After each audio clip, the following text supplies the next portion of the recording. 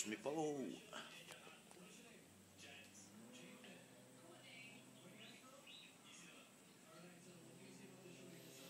Nandun naman yung iba. Tingnan natin.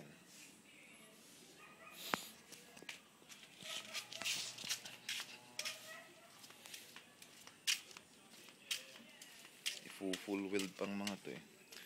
Nandun yung isa. Na full weld na yata yan. Oo, na full weld na yun, bilas. Ito yung iba.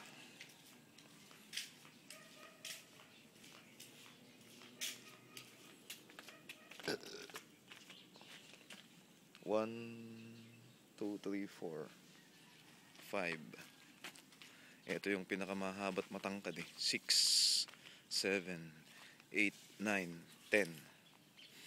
10 na yung nandito. 11,